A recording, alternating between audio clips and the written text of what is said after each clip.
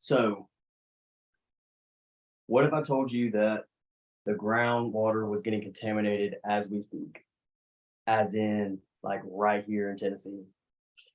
The EPA National Water Quality Summary to Congress states that excessive nutrients or nitrogen is the leading cause of groundwater contamination in the United States, and in Tennessee is the fourth leading cause.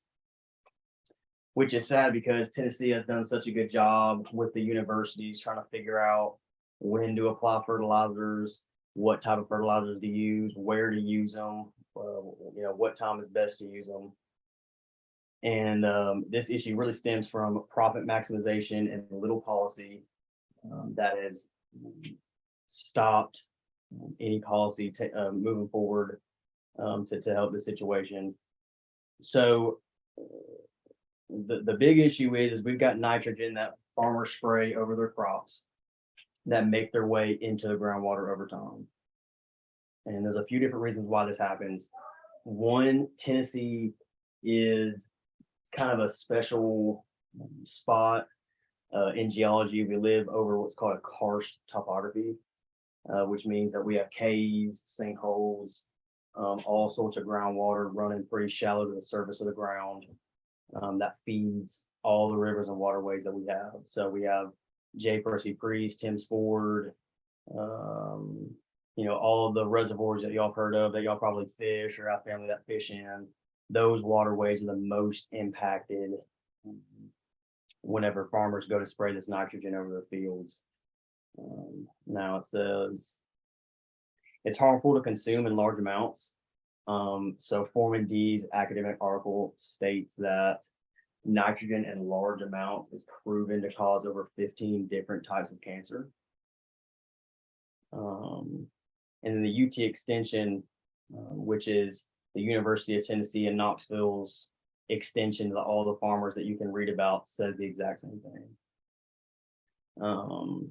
Tennessee also has special soil properties. So as a plant and soil scientist or training to be a plant and soil scientist, what I see in my career field is you can go to one field that's near a creek and it's got real sandy soil, and then you could go up a hill and you'd be in rocky clay soils. Now, the best farming done is over in that sandy soil next to those creeks. That's where crops are going to grow the best.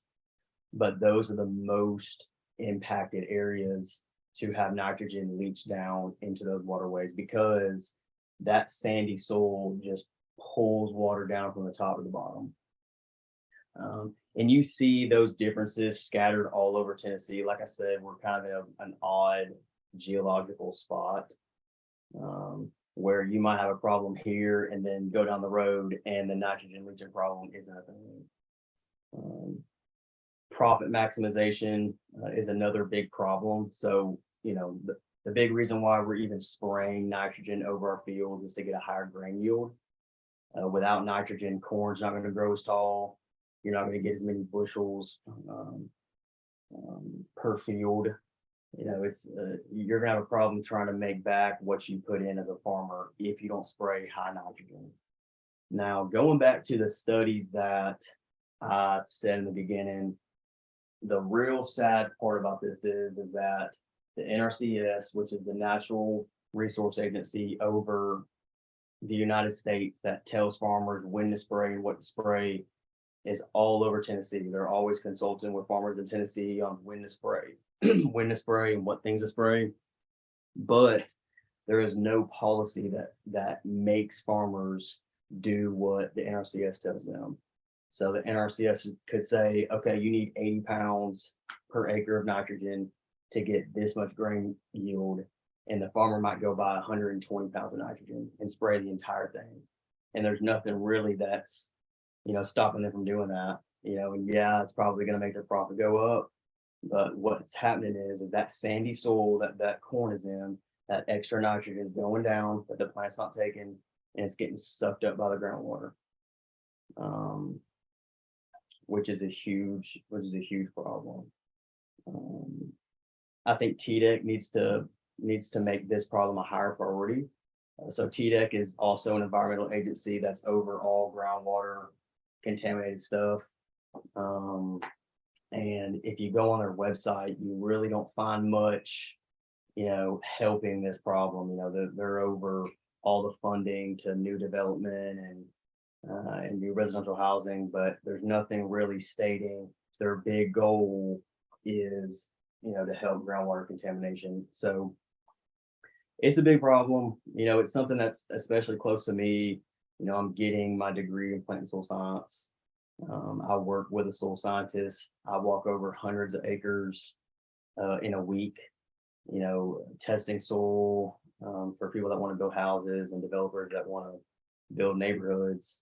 And what I see is a lot of times the houses that are going to get built are on cornfields that are in spots that are just obviously going to have problems leaching this nitrogen into the ground.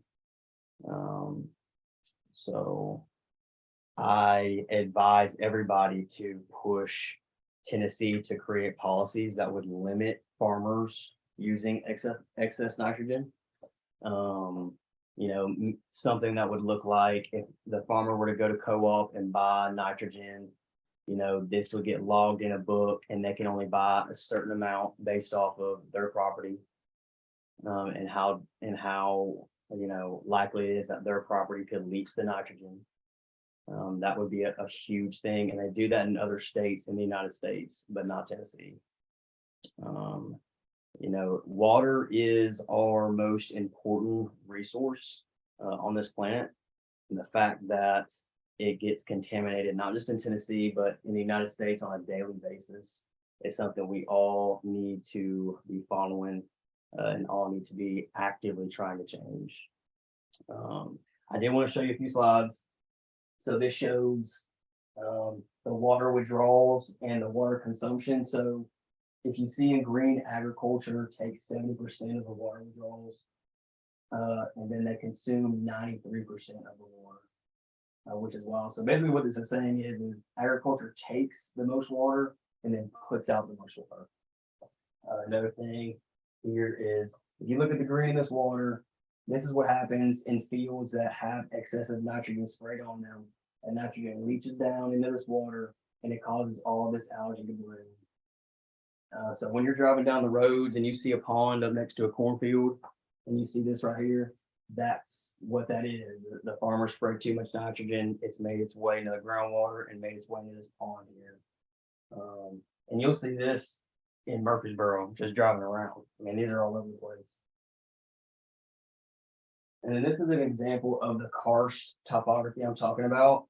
We got cave systems and it says subterranean river. This is all over Tennessee, if y'all didn't know. There's caves all over the place. And the wells that people drill to reach water for some of their houses go maybe 50 to 100 feet if they're in flat land.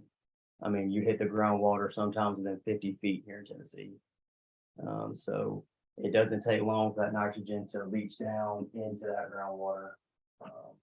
But like I said, water is the most important resource we got, and we definitely need to try to protect it at all costs. And that's what I got.